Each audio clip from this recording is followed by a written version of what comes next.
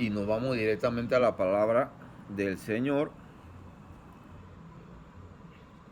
Creo que ya la mayoría lo tenemos. Timoteo, segunda de Timoteo, capítulo 3. Un texto comúnmente expresado en diferentes tiempos, en diferentes congregaciones y diferentes tipos de creencias. No vamos a escudriñar ese texto, vamos a hacer un pequeño repaso de este texto de una forma superficial, pero vamos a hablar de un tema que normalmente sucede en las congregaciones donde no se conoce a Dios. ¿Cómo así, varón? ¿Habrá congregaciones donde no se conoce a Dios? Claro que habrá congregaciones donde no se conoce a Dios. Así es.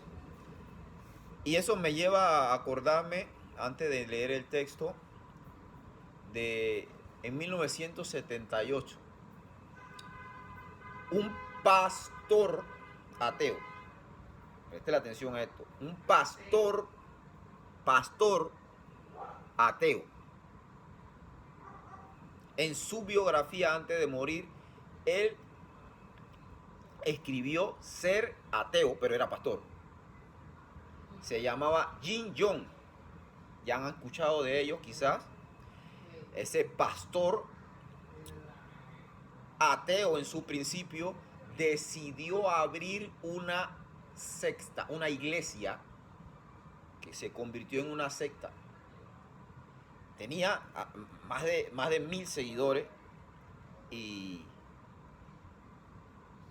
en Filadelfia, Estados Unidos, donde abrió la iglesia, pues ya el pueblo y la congregación y en sí el pueblo donde estaba la congregación comenzaban a ver anomalías, comenzaban a observar cosas que no ocurrían normalmente o comúnmente dentro de una iglesia sana, tales como diferentes chicas jóvenes, menores, 13 a 16 años, embarazadas, y nadie sabía de quién.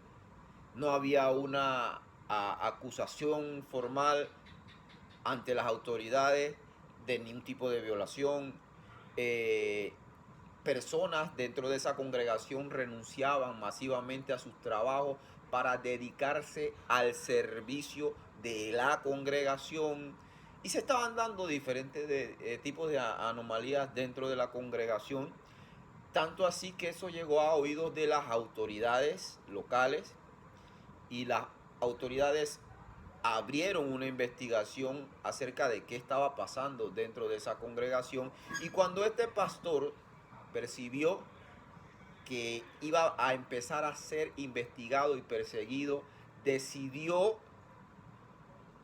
manipular más de lo que ya hacía a la congregación y convenció a 918 personas de exiliarse o de viajar a la Guyana,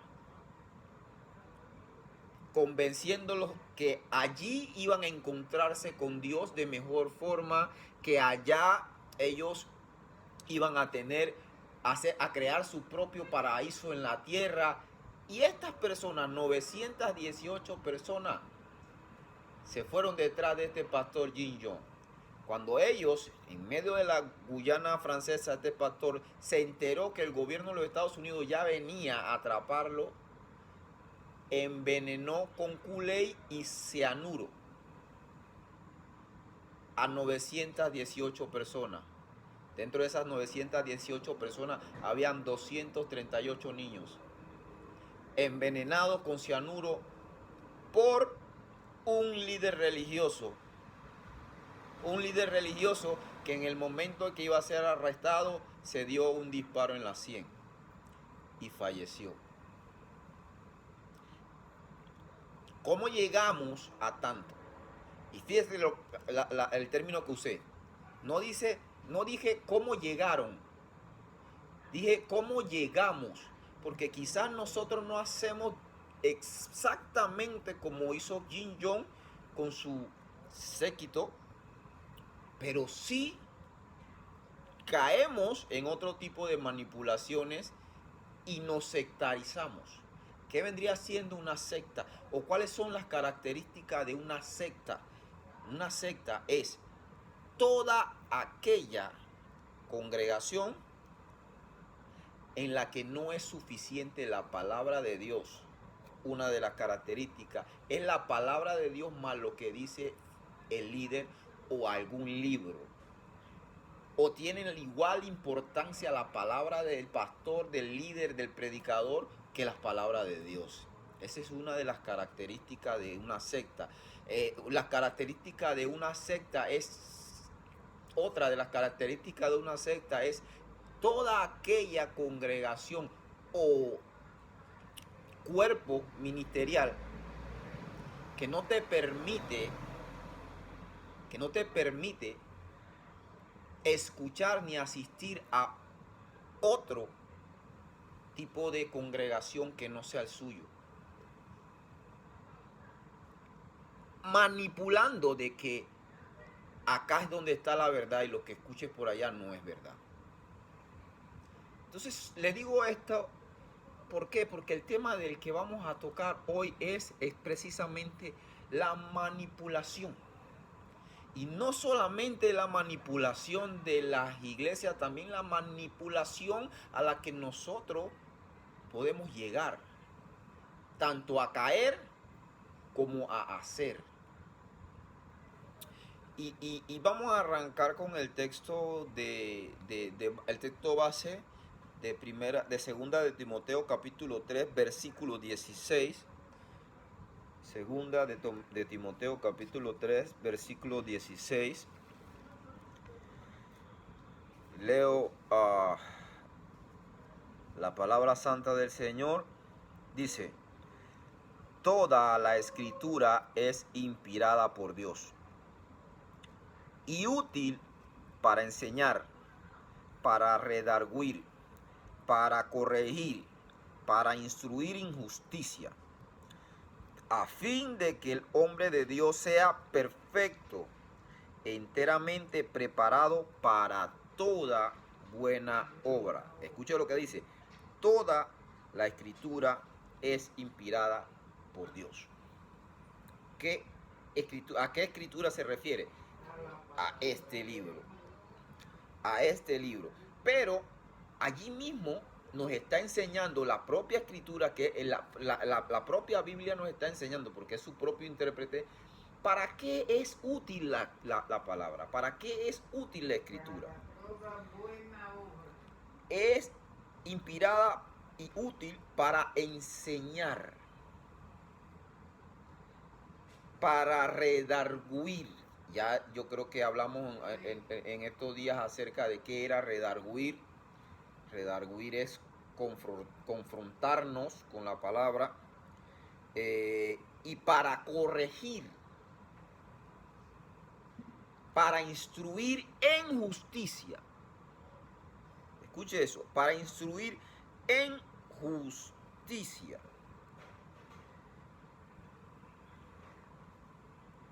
Con un fin. ¿Con qué fin la palabra tiene toda esta característica? De que el hombre sea perfecto. Ahora, vamos a entender algo. La palabra perfecto aquí no quiere decir que sea sin fallas, sin faltas, sin errores. La palabra perfecto aquí en el original griego es maduro. Maduro, que sea un hombre, una mujer madura. Y preparado para toda buena obra. Fíjese, dije que íbamos a tocar este texto de forma superficial, porque quiero que entendamos bien qué significa, qué es este texto. Fíjese que aquí el Espíritu Santo a través de Pablo está diciendo que toda la palabra es útil para enseñar. Pero yo no encuentro en ninguna de esas cualidades para manipular. Para manipular. Y es hoy día una de lo fuerte que se está dando en la iglesia moderna. Manipulan las escrituras para que digan lo que yo quiero que ustedes crean, para que digan lo que yo quiero que ustedes hagan, para que digan lo que yo quiero que ustedes formen. Ahora, ¿qué pasa cuando estamos o formamos parte de una congregación en la que se predica la Biblia, se cita la Biblia, pero la aplican mal? ¿Qué pasa? Que crecemos, mal formados, que no maduramos. Esa es una característica o un termómetro de cuando una iglesia no está predicando la palabra sana. Usted entra domingo tras domingo, miércoles tras miércoles, y usted no crece ni en conocimiento de Dios. Mire que el conocimiento de Dios, no digo la palabra, porque yo no le estoy diciendo vaya a estudiar teología. Usted tiene que crecer en conocimiento de Dios, amar más a Dios cada vez. Si usted entra a una iglesia domingo tras domingo y esa palabra que se le está dando no la lleva a madurar, a crecer, es un proceso como el de un ser humano cuando nace, pasa de ser un bebé a un niño, de un niño a un adolescente, de un adolescente a un adulto, y de un adulto ya a tercera edad, pero va madurando. Y no es cierto que el ser humano en todos esos procesos sea igual. Por ejemplo, un bebé no puede tener la misma capacidad de reacción o conocimiento que un adolescente, ni la de un adolescente a la de una persona de tercera edad. Se supone que debemos tener un mayor conocimiento a medida que vayamos creciendo. Resulta que en lo espiritual o en lo eclesiástico debe ser igual. Maduremos. Pero ¿qué nos va a llevar a ser maduros? Aquí lo leímos hace un rato en segunda de Timoteo 3, en el versículo 17. A fin de que el hombre sea perfecto, maduro. Ya le había explicado que es maduro.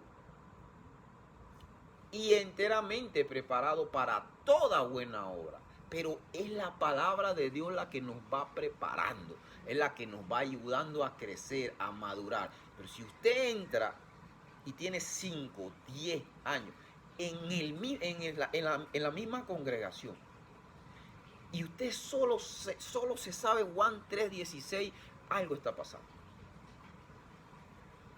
Usted no está madurando, no está creciendo. No está creciendo, o por lo menos no está haciendo lo que dice aquí que leemos. Usted no está ni siendo maduro ni preparado para toda buena obra. Ahora, yo estaba viendo cómo domaban a los elefantes.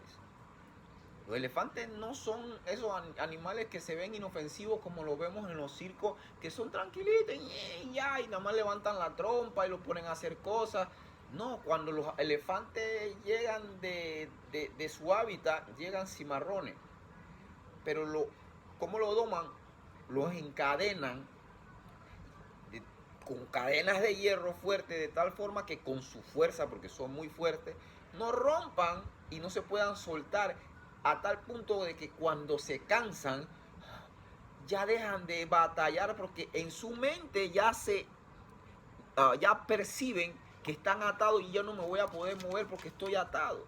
Ya cuando él alcanza ese nivel de percepción en su mente de que estoy atado y no me puedo mover solamente hasta donde me permite la cuerda, ya él no se mueve.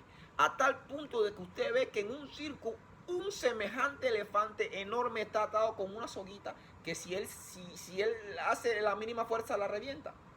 Pero no nos preguntamos por qué ese elefante está amarrado con esa soga, con esa soguita que para un elefante es como un pedazo de hilo de coser.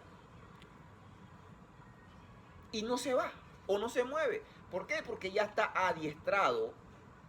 Ya la manipulación que se le hizo a ese elefante fue tan fuerte que solamente se mueve hasta donde le permite la soga sin saber que puede ser libre reventando ese hilo. Eso mismo hacemos nosotros los seres humanos. Eso mismo hacemos los cristianos. Somos tan manipulables. Somos tan fácil de engañar que cuando llegamos a estar manipulados y engañados, creemos que eso que nos enseñaron es la verdad y no hay otra verdad. Y así, le pongo un ejemplo, la mayoría de los que estamos aquí en su momento fuimos católicos, no tengo nada en contra de los católicos, y veníamos adiestrados con que yo aprendí eso, yo crecí con eso y esto es lo que es. Pero luego cuando fuimos adentrándonos en la Biblia, poco a poco nos dimos cuenta que muchas de las cosas que nosotros practicábamos no eran bíblicas. Pero rompimos con ese hilo. Rompimos con ese hilo. Somos esos elefantes, éramos esos elefantes amarrados en la soguita o en el hilo de coser, que ya estábamos adiestrados para creer lo que se nos enseñó. Exactamente eso hoy día se hacen en las iglesias evangélicas modernas. Adiestran a la persona a pensar como el líder quiere que piense. Adiestran a la persona a creer o a vivir de una forma como el líder quiere que piense. Y no nos vamos muy lejos. También nosotros como seres humanos cometemos ese error. Queremos que amoldar a nuestros hijos a nuestro molde. Ahora yo le pregunto, ¿qué dice Génesis cuando Dios creó al hombre? ¿A qué imagen lo creó? A la imagen y semejanza de Dios. Y creó Dios al hombre a su imagen y semejanza. ¿Para qué? Para que vivamos a la imagen y semejanza de Dios. Pero nosotros queremos crear no a nuestros hijos, no a la imagen de Dios, sino a la imagen de ¿quién? A la mía, a la que yo considero. Y eso es manipulación. Estamos acá, ¿verdad? Yo creo que me estoy haciendo entender. Entonces, eso mismo hacemos los predicadores en muchas ocasiones. Queremos creer de la forma en que yo crea. Ahora, fíjense en esto.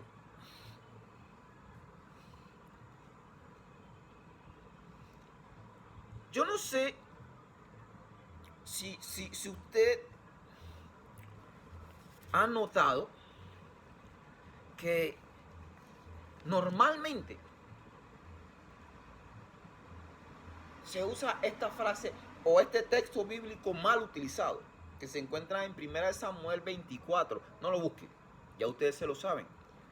Todo el capítulo 24 usted se va a encontrar donde David dice una frase en reiteradas ocasiones refiriéndose a Saúl,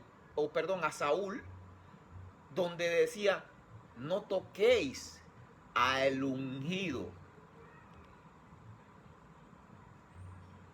Ese texto es tan mal manipulado hoy día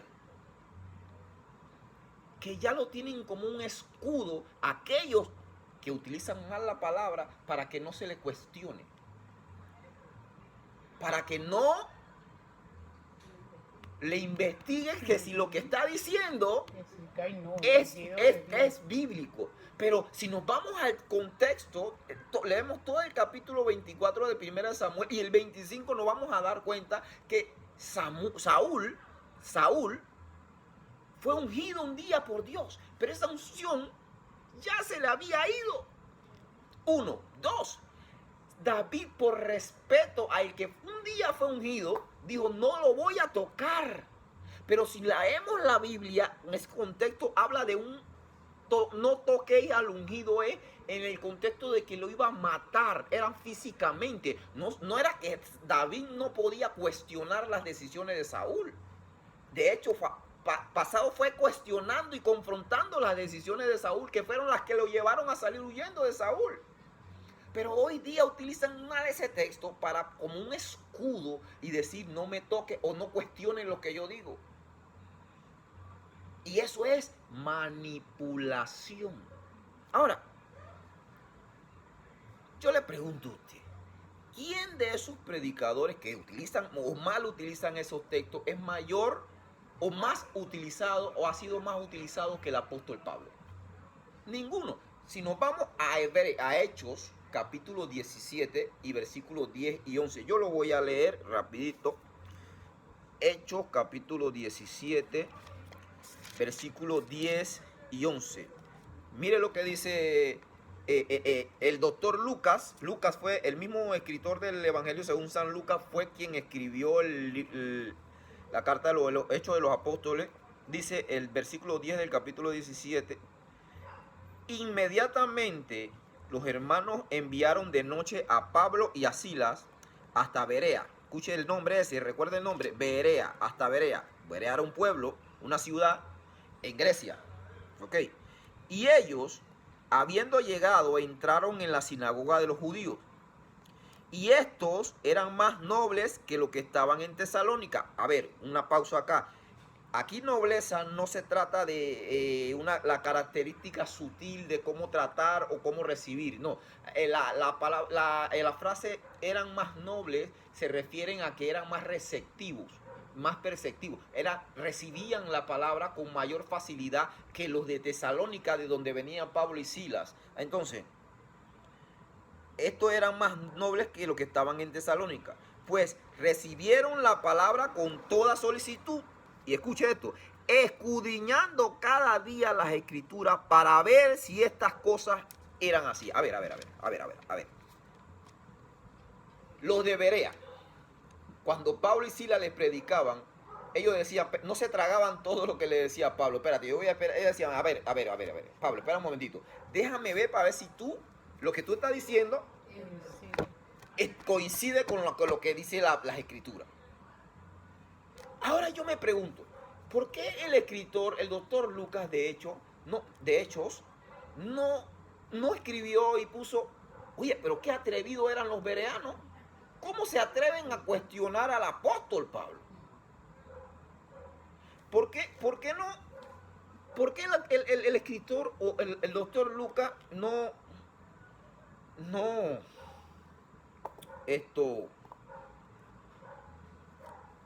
dijo, hey, de acá, pero esta gente ¿por qué no existe una carta a los bereanos como lo existe a los tesalonicenses? Hay primera y segunda de Tesalonicenses. ¿Por qué no a los de Berea? Era una ciudad donde fundó Pablo y Silas una iglesia también. ¿Por qué no existe una iglesia allí? Porque ellos recibieron la palabra con nobleza. ¿Qué quiere decir esto? Que ellos, lo que se les predicaba, lo estudiaban, lo evaluaban. Cada día. Es decir, no eran fácil de engañar. ¿Por qué entonces existen cartas a los tesalonicenses? Pablo escribió 2 cartas porque habían muchas confusiones en diferentes doctrinas que estaban tratando de introducir en esa iglesia, pero como ellos no escudriñaban la palabra cada día, era más fácil de manipular. Pero ¿por qué no existe primera a los bereanos? Porque estos eran más difíciles de manipular. Porque escudriñaban. Ahora, hoy día a nosotros desde el púlpito nos dicen lo que sea, y ¿sabe qué? Nosotros nos lo tragamos, y no solamente eso, nos lo tragamos, sino que vamos más adelante y se lo predicamos a otro, y se lo seguimos predicando, y predicando, y predicando, y predicando, y pasan generaciones creyendo algo que no es bíblico. Ejemplo. Maldito soy con maldición. No, ejemplo esta. yo escucho pastores, hermano, cubra su casa con la sangre de Cristo. Yo, espérate, pero ¿y a dónde está eso? ¿En la Biblia? No, porque en Hechos, espérate, pero es que no es lo mismo lo de Hechos que yo le pregunto, dime un solo texto bíblico en el que algunos de los apóstoles, de los discípulos, ellos se cubrieron con la sangre de Jesús. Si eso es bíblico, ¿por qué Pedro, por qué Pablo, por qué los apóstoles no se cubrían con la sangre de Jesús? ¿Por qué Esteban, cuando iba a ser apedreado, en el capítulo hecho de Hechos, no dijo, ay, me cubro con la sangre de Cristo para que no le cayera ni una piedra? ¿Por qué? Porque eso no es bíblico.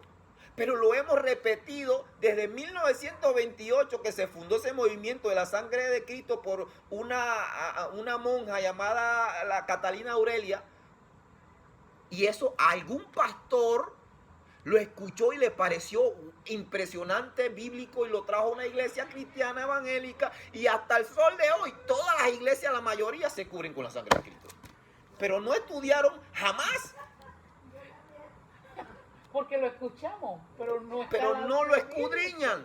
Y no es pero bíblico. Si leyera la Biblia, me da cuenta que eso no es bíblico. No es bíblico. No es bíblico. Es para remisión de pecados. Sí, la sangre de Cristo tiene poder. Sí que tiene poder. Sí. Claro que tiene poder. Pero no poder para cubrir mi carro, ni mi casa, ni mi hijo. La sangre de Cristo tiene poder solamente para dos cosas, dice la Biblia, que para redención de pecado y para limpieza de nuestras conciencias. Ya. No por nada. No es un amuleto de la suerte. Entonces, pero lo repetimos, ¿por qué? Porque no escudriñamos. Entonces, ¿qué sucede? Ahí nos volvemos manipulables por falta de conocimiento. Y repetimos cosas a través de la historia que no son bíblicas. O son antibíblicas o son extra bíblicas. Antibíblico es que va en contra de la Biblia. Extra bíblica es que no está en la Biblia. Ahora, fíjese en esto. Una otra forma de manipulación o una forma de evitar la manipulación, es respetando la voluntad de la gente. ¿Cómo así? Ahí voy. Jesús nos dijo, id y predicad el evangelio. Id y haced discípulos. No lo manipules, dijo, id y predica el evangelio. No id y manipules con el evangelio. Porque Pablo dice que el evangelio es poder de Dios, ¿cierto? El evangelio es poder de Dios. ¿Por qué dice que es poder de Dios? Porque el mismo evangelio en sí tiene el poder para transformar a las personas sin que yo lo manipule. Ahora, Jesús dijo, id y predicar el evangelio, id y hacer discípulos, ¿cierto? ¿Y qué? Usted sabe que nosotros, o muchos de los predicadores hacen. ¡Corre por tu vida! Utilizan el miedo para que las personas, el oyente, venga a Cristo. ¡Corre por tu vida! A ver. Yo no encuentro a un apóstol haciendo eso. Es más, Jesús dijo, ¿sabe qué Jesús le dijo a sus discípulos?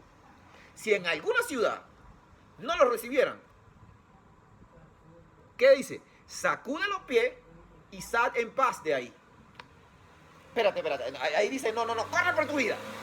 O dile que se van a ir para el infierno. O dile que vengan porque vengan. No. Respetar la voluntad. Recuerde que el evangelio se predica para que el que cree.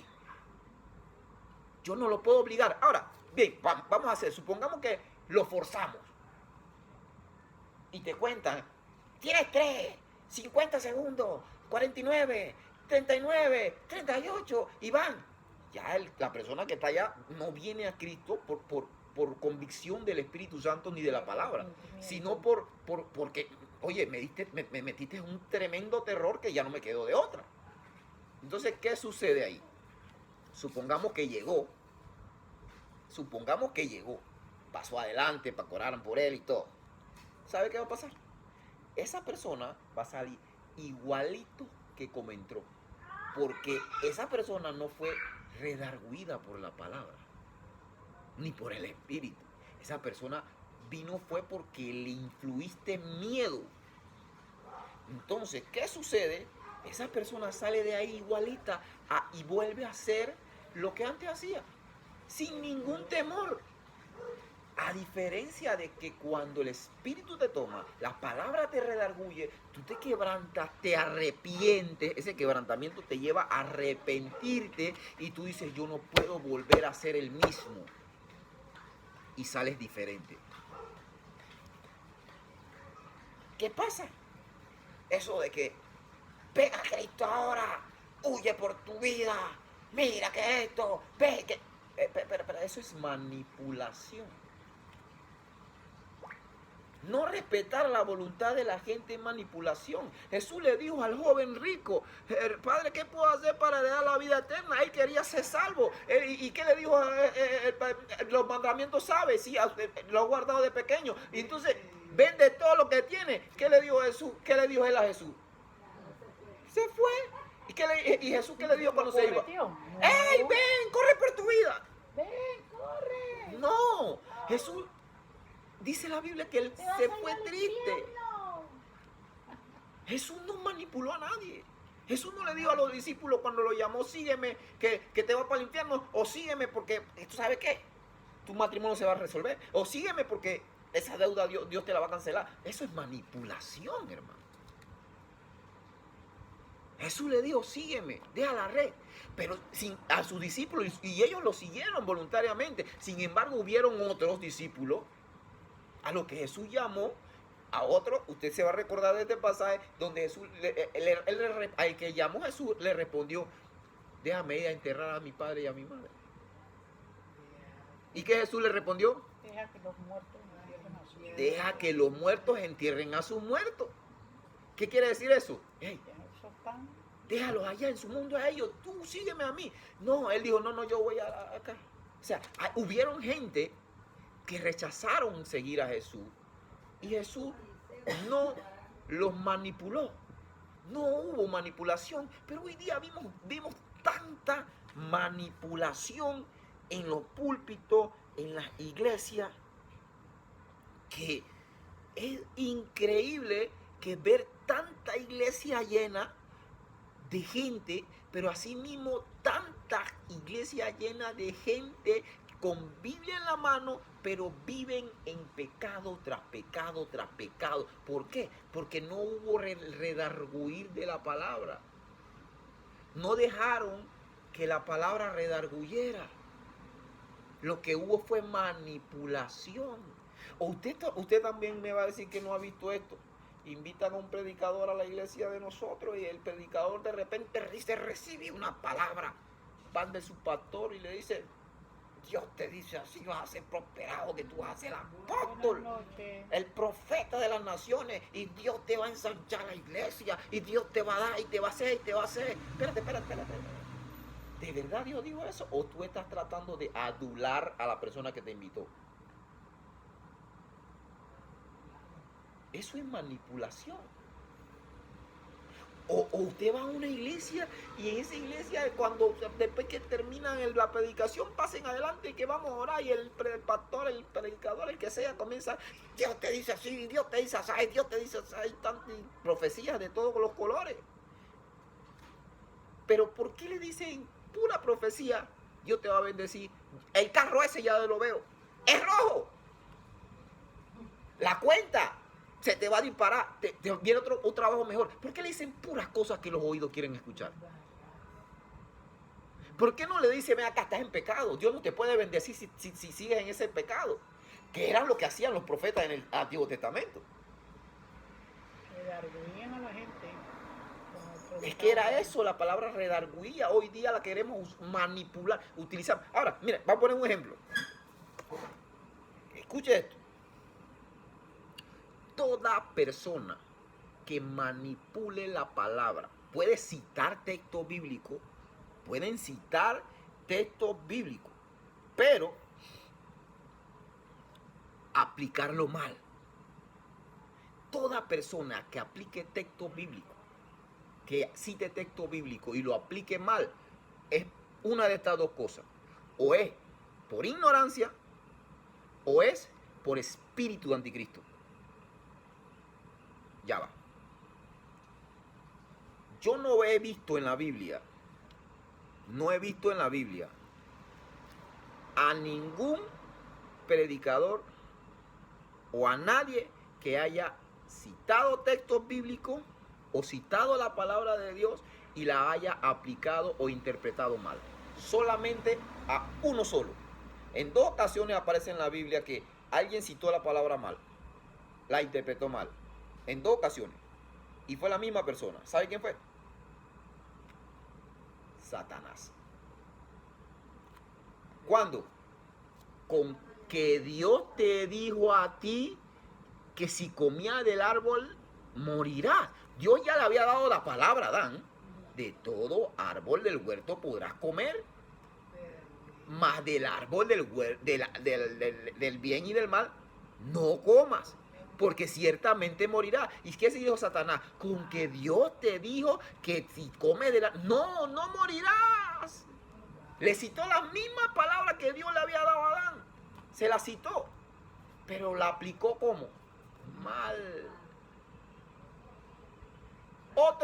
Otra vez, donde el mismo personaje, Satanás, citó la palabra mal.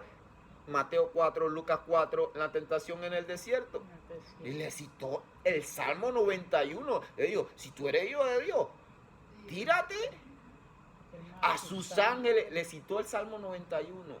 Se lo sabía, pero lo citó y lo aplicó mal. Pero, lo que no contaba él era que Adán por ignorancia y a Eva los enredó. Pero a a Jesús, él era el verbo, él era la palabra. ¿Y qué le dijo? Espera. Al Señor tu Dios no tentarás. No lo vas a tentar. Él le citó la palabra bien. ¿Qué significa eso? Que nosotros vamos a encontrarnos con personas diario que nos van a dar textos bíblicos, que nos van a citar textos bíblicos mal aplicados. Que no están bien. Hermana, pero ¿por qué usted está preocupada? Con maldición. Hermano, pero ¿por qué usted está preocupada? Ya todo eso lo llevó Jesucristo en la cruz. Espérate. Jesucristo llegó a la cruz, la deuda que tiene con el banco de la casa. ¿Y por qué utilizan ese versículo para eso? ¿Por qué? Eso no tiene nada que ver. O una de las mayores manipulaciones que hoy día se manejan en las diferentes congregaciones es buscan todos los textos que tengan que hablar con diezmos y ofrendas y de todo y lo manipulan. El preferido, Malaquías 3. Trae todos los diezmos al alfolí. Yo agarro a ese pastor y le pregunto, ¿tú sabes qué es el alfolí? Y no me responde. Porque no sabe ni qué rayo es el alfolí. Porque confunden el alfolí con la canastica. Con las canastitas que le pasan por el frente para que usted eche la ofrenda y el diezmo. El alfolí no es eso. El alfolí era un depósito que había detrás del templo para meter todo lo que era el ganado y todo lo que era el producto de la tierra, que eso era el diezmo. Granos y ganado, producto de la tierra y el ganado, eso eran los diezmos. Qué raro que en Malaquías Dios le dijo, trae a los sacerdotes y al pueblo, trae todos los diezmos al alfolí para que no falte ¿qué cosa? Alimento en mi casa. A ver, espera. Para que no falte plata. ¿Para que no falte alimento o para que no falte plata? Entonces, aquí hay uno de los dos está equivocado, o la Biblia o estos predicadores. Yo, en lo personal, me quedo con lo que dice la Biblia. Pero ¿sabe por qué esto? Porque citan texto, pero lo aplican mal. Citan texto y nosotros, ¿qué hacemos? nos lo tragamos eso. comemos. Y no hacemos como los de Berea. Los de Berea dicen que ellos sí. Espérate, Pablo, dame un momentito, no lees tan rápido que no he buscado eso. Voy a buscarlo todo, decían los de Berea. No A le ver des si tan es de rápido verdad. que no le he buscado. Espérate un momentito. Nosotros no, nosotros dicen, vengo lleno de la palabra. Pura palabra mal utilizada. No digo que sea en todos los casos, porque hay muy buenos hombres de Dios, hay muy buenos predicadores. Hay muy buenos hombres de Dios y predicadores hoy día. Yo no puedo decir que no. Y tampoco le puedo decir, eso es otra parte, otra manipulación. Usted ha visto, se llenan los estadios, las iglesias grandes, que el cartelón dice, noche de milagros y prodigios. A ver, espera. Yo no digo que Dios no haga milagros y prodigios, o que Dios no hable hoy. Dios, para mí, yo soy de los que creo bíblicamente que Dios en este tiempo aún habla. Yo soy de los que cree que Dios en este tiempo aún hace milagros. Abusada. Yo creo que Dios sana. Yo creo eso. Lo que yo no creo es en el desorden y la manipulación que hoy día hay en las diferentes congregaciones, que usted ve que agarra, hay mucha gente. Yo estaba viendo unos videos de, no voy a decir el nombre, de dos predicadores muy famosos, muy escuchados en Latinoamérica, que hacen noches de milagros y prodigios, y yo no sé, como que se les fue el cordón y presentaron al mismo paralítico en dos países diferentes levantándose de la silla de ruedas. El mismo paralítico. Yo, espérate, pero si él no lo levantaron en Argentina, ahora lo están levantando en Colombia, al mismo. ¿Cómo fue eso? A uno que botaba sangre por las manos, pero lo tomaron cuando se pinchaba los dedos. Como señal y prodigio. Miran cómo sangran por las manos, pero antes de levantarla hacía ¡tup! Se sacaba de la manga un puño y ahí botaba sangre y la gente, ¡wow!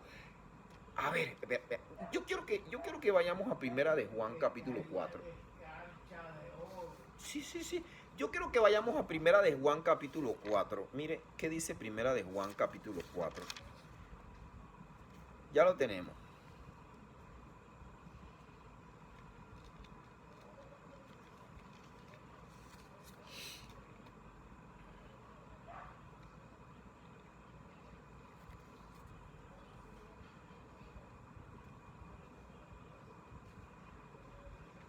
¿Ya lo tenemos? Lo leo. Capítulo 4, versículo 1. Miren lo que dice. Amados, ¿qué dice? No creáis a todo espíritu, sino probad los espíritus si son de Dios, porque muchos falsos profetas han salido por el mundo. No creáis, espérate. ¿A qué se refiere el apóstol Juan cuando dice no creáis a todo espíritu? Aquí espíritu no es esos espíritus que andan vagando, sino a los falsos. ¿Y cómo puedo corroborarlo? El mismo texto te lo dice. Porque muchos falsos profetas han salido. Al mundo. Exacto. Entonces, miren lo que nos están mandando a hacer el apóstol Juan acá. El Espíritu Santo a través del apóstol Juan. Que no creamos a todos los espíritus, sino que los probemos. ¿Y cómo es que hay que probarlo? A ver. La palabra. ¿Cómo lo probamos? Con la ley, con la palabra. Con la palabra. Con la palabra. Pero espérate, si yo no conozco la palabra, ¿Cómo lo voy a probar? ¿cómo lo voy a probar? Me voy a comer todo lo que me dijo. Sí, es verdad. Es verdad. Entonces, ¿a usted ha visto esto? Quiero orar por todos, hermano. Vengan, que yo voy a orar para que Dios le dé una doble unción. Y usted pasa adelante. Le pone la mano. Vaya la casa. Todo. Lo que sea. No se cayó. De nuevo. Ya se la cata. No se cayó. Bueno, si no se cae, lo tumbo. Te empuja. ¿Por qué tienes que empujar? ¿Por qué? Si supuestamente es el Espíritu Santo, ¿tú crees que el Espíritu Santo necesita tu ayuda? Tienes que empujarlo. ¿Cómo se llama eso? Manipulación. Dios necesita ayuda mía. No, yo soy quien necesita la ayuda de Dios. Pasen adelante, la unción va a caer, te pone la mano, no te caíste, te empuja. ¿Dónde está la gracia? Entonces hay que tener cuidado con esto, que se está dando mucho. Y nosotros caemos. Y el fin de esta compartir es que nos preparemos, que no nos dejemos engañar, que no seamos manipulables. No seamos manipulables. ¿Sabe la cantidad de pastores que se han hecho millonarios mal utilizando la Biblia, la palabra de Dios? Maldito soy con maldición, y tú allá sentado, como eres desconoce, estás allá sentado y dices, soy maldito porque no diezmo, tengo que sacar, voy a echar porque yo no quiero ser maldito. ¿Quién quiere ser maldito? ¿Quién quiere ser maldito? Nadie quiere ser maldito. Y como yo no eché en 10 años, 15 años, o los años que tengan, yo voy a echar todo lo que tenga, porque yo necesito compensar las maldiciones de esos pocotón de años que no es 10 meses. Espérate. ¿De dónde sacan que eso es para usted, que usted es maldito con maldición? Porque me habéis robado. Es que ustedes no se han dado cuenta que cuando Jesús llegó, todo cambió.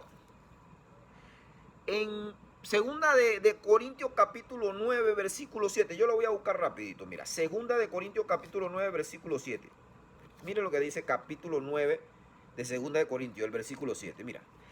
Cada uno de como propuso, ¿dónde? En su corazón. A ver. Pero yo no veo al apóstol Pablo diciendo que eres maldito por maldición para que tú des. Ahí dice, cada uno de como propuso en su corazón, no con tristeza, ni por necesidad. A ver, ¿qué es lo que te hace sentir el predicador cuando te dice maldito soy con maldición? Que tú tienes la necesidad de diezmar porque le robaste todo este tiempo a Dios. Mira, ¿sabe qué? ¿Sabe qué, hermana? Siembra en el ministerio, diezma. Si tú das 100, Dios te da 1000. Qué mentirosos y tan perversos. Cómo manipulan la palabra. A costa de la Biblia y de las cosas de Dios se hacen ricos, millonarios, montan imperios y son tan bandidos que no les da vergüenza como cuando salen de su congregación ven la parada llena de hermanos esperando bus y ellos salen en grandes carrazos, hermano.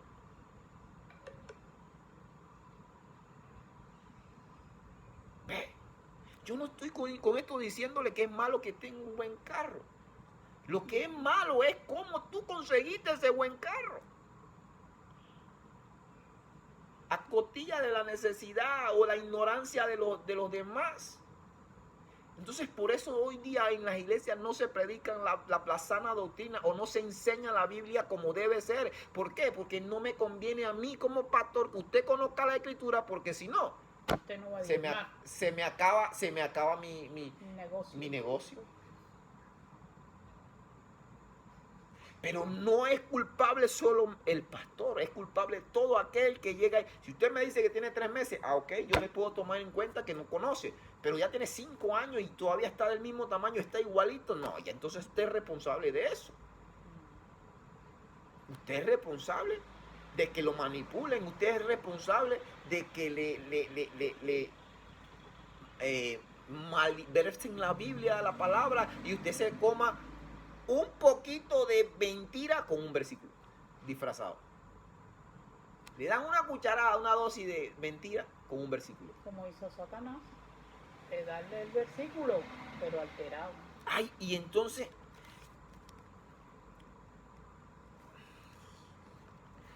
Otra forma de manipular. Usted ha escuchado personas decir, yo siempre he sido así. Yo siempre he sido así. Espérate. ¿Con qué intención la persona te está diciendo yo siempre he sido así? Él ya te está anunciando o preanunciando, hey, ya sabe con qué te vas a encontrar. Ya sabe con qué te vas a encontrar y no tengo intención de cambiar. O sea, es decir, la que se tiene que adecuar a mi manera eres tú. ¿Eso cómo se llama? Manipulación. ¿Sabe por qué? Porque yo en mi Biblia encuentro en 1 Corintios capítulo 5 versículo 17, no lo busquen, toda la clase lo citamos, que dice, de modo que si alguno está en Cristo, nueva criatura es. ¿Dónde queda ese texto de que eres nueva criatura? Si tú eres cristiano y estás diciendo yo siempre he sido así. Que yo soy así. No, él es así, lo justifican. No, él es así, ella es así. Ella es así. Mi hermano, te va de la mano agarrado con el mismo, no voy a decir, chamuco. Y va caminando derechito al infierno. Pero es cristiano. Hace obra, va a la iglesia y hace obra y ora y se para en el frente y se arrodilla en el altar a orar y hace todo eso.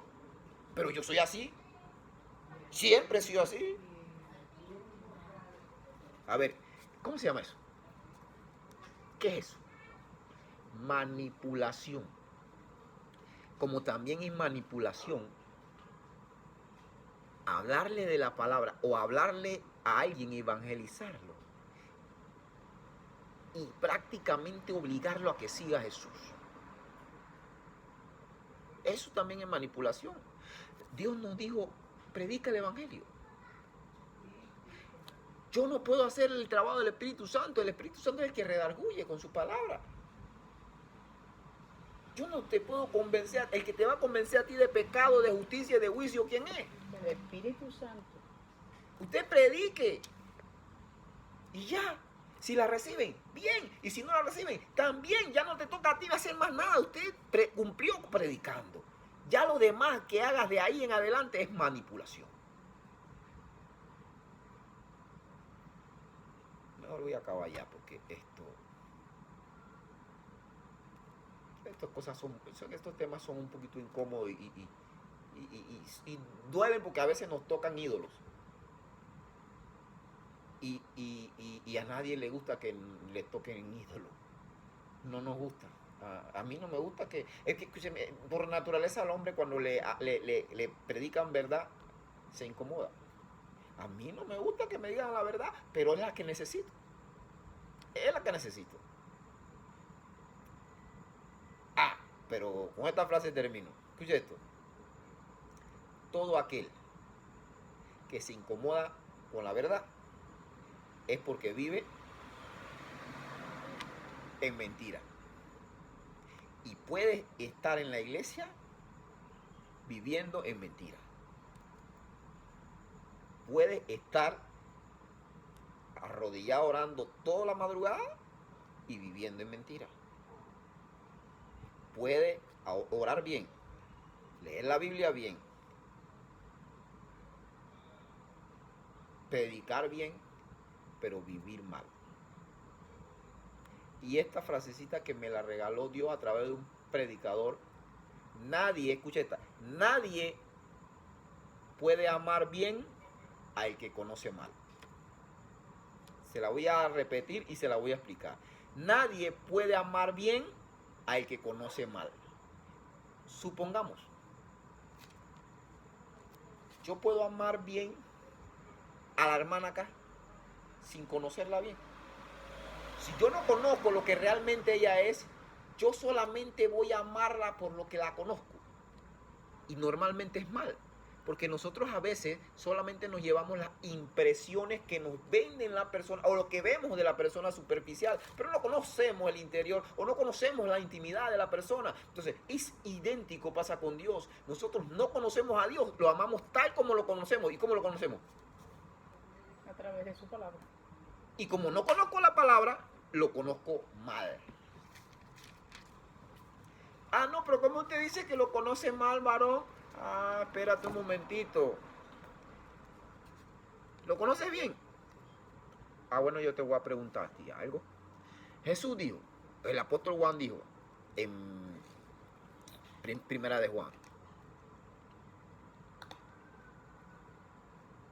todo aquel que dice que ama a Dios, pero aborrece a su hermano, es que Homicida. homicida, ¿cierto? Va, voy allá, mire esto. ¿Cómo puede decir que amas a Dios, que no ves, si no amas a tu hermano, que sí puede ver? Ahora entonces, ¿conoces bien a Dios?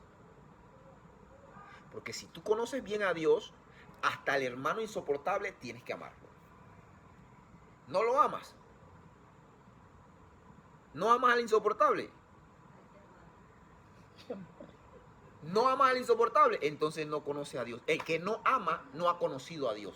Primera de Juan capítulo 2. El que no ama no ha conocido a Dios. Entiendo que hay hermanos que son difíciles de amar. No se vean, son unos puercos espín. Sí. Son unos puercos Pero la Biblia dice, hay que amarlo. Entonces, si yo conozco esto y lo pongo en práctica, yo conozco a Dios. Pero si yo digo conocer esto, pero aborrezco a mi hermano, no conozco a Dios. No podemos amar bien a quien conocemos mal. No podemos amar bien a quien conocemos mal. Imposible. Padre, te damos gracias por tu palabra. Gracias por permitirnos compartir tu palabra, por abrirnos nuestros entendimientos para con tu palabra. En el nombre